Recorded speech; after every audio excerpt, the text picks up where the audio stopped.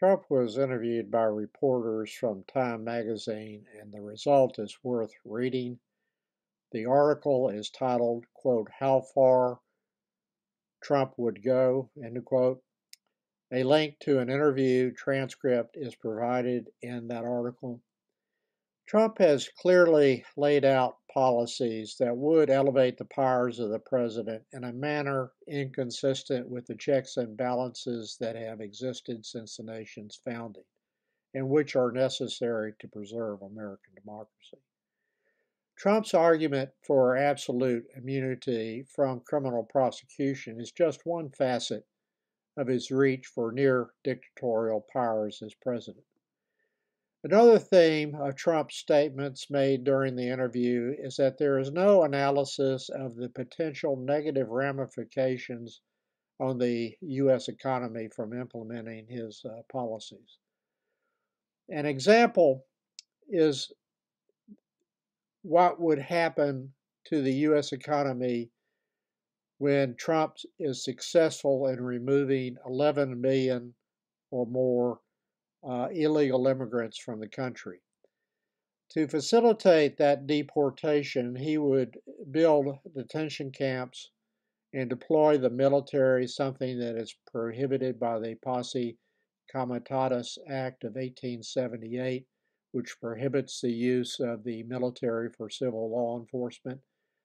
Trump claims that the immigrants are not civilians and that act does not restrain his use of the military against them. If police forces fail to implement his orders on deportation, he will cut them off from federal funding. This kind of demagoguery sounds good to Republicans, of course, but what would be the cost to the U.S. economy?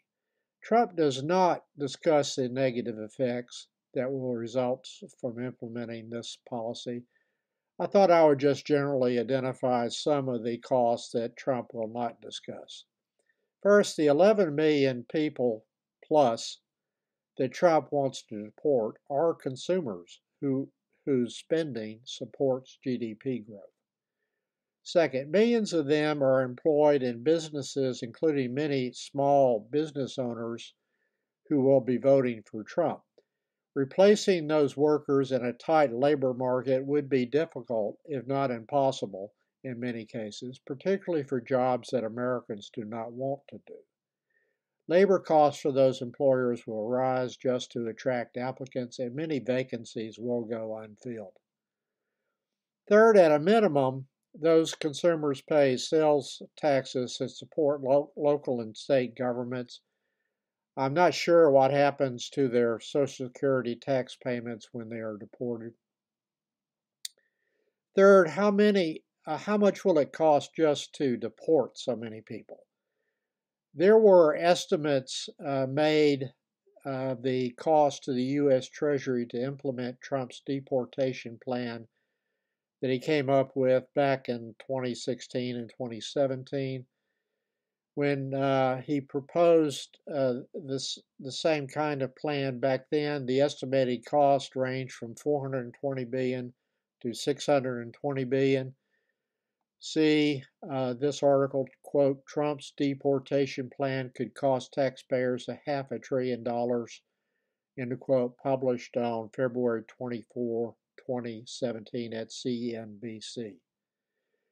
Moving to other topics in the interview, Trump would let red states monitor women's pregnancies and prosecute those who violate abortion bans.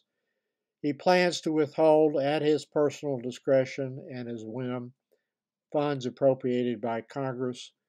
Trump would fire a U.S. attorney who doesn't carry out his order to prosecute somebody like Joe Biden or anyone else that he does not like or is seeking revenge.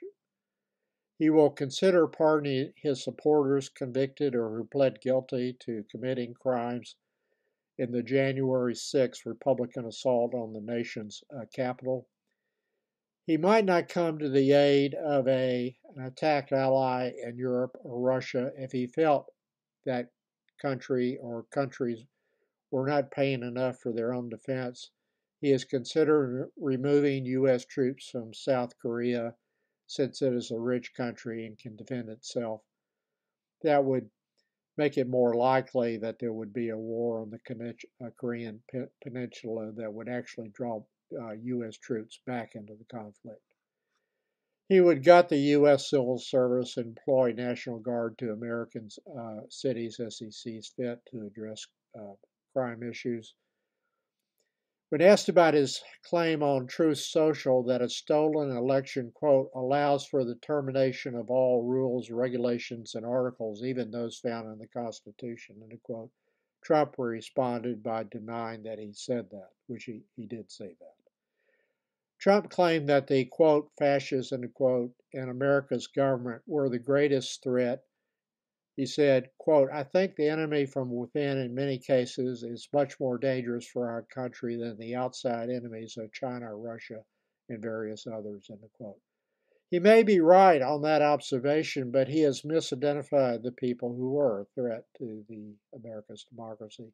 They are not critics of his, but Trump, his supporters, who are the ones suffering from Trump derangement syndrome, and the Republican politicians who enable